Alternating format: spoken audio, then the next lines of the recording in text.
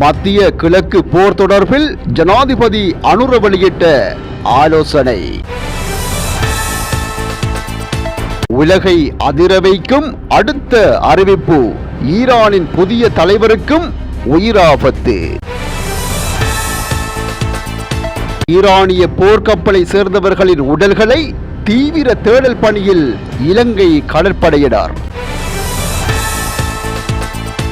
தாக்கப்பட்ட அமெரிக்காவின் மிக பெரும் இராணுவ தளம். கட்டாரில் மோசமடையும் நிலவரம்.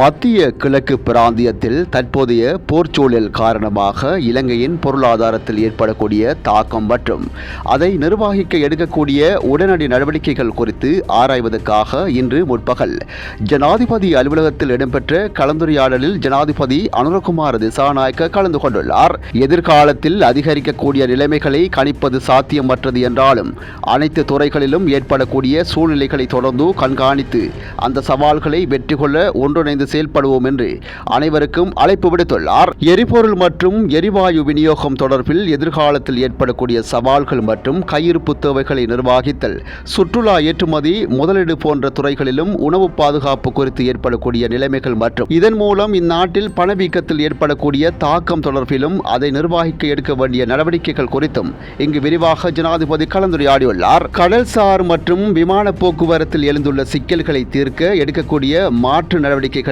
ஆராயவும், குறிப்பாக தற்போதைய சூழ்நிலையில் இலங்கைக்கு வரக்கூடிய புதிய தொழில்நுட்பம் தொடர்பான முதலீடுகளை ஊக்குவிக்க வழங்கக்கூடிய சலுகைகள் குறித்தும் ஆராயுமாறு ஜனாதிபதி மேலும் தெரிவித்துள்ளார்.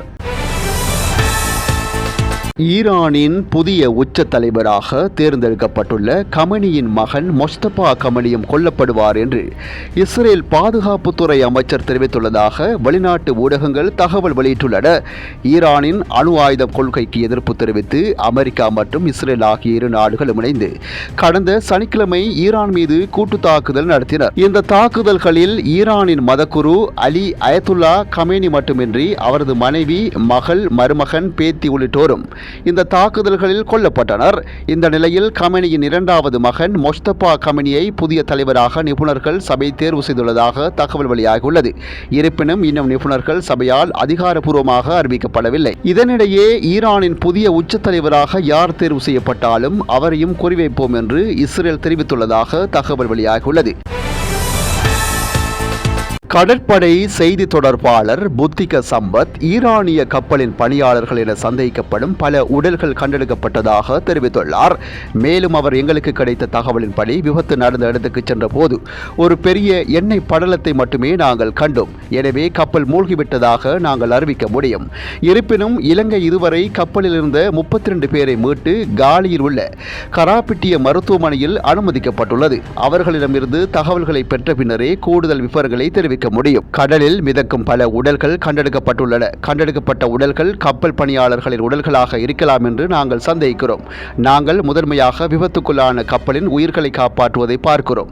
அப்போதுதான் இது எப்படி நடந்தது என்பது குறித்து விசாரணை மற்றும் தொழில்நுட்ப அறிக்கைகளை பெற முடியும். மற்றவர்கள் உயிருடன் இருந்தால் அவர்களை மீட்பதே எங்கள் முக்கிய கவனம். இந்த கப்பலில் எத்தனை பேர் காணாமல் போனார்கள் என்பது தொடர்பில் எதிர்காலத்தில் அறிய தருவோம் என அவர் குறிப்பிட்டுள்ளார்.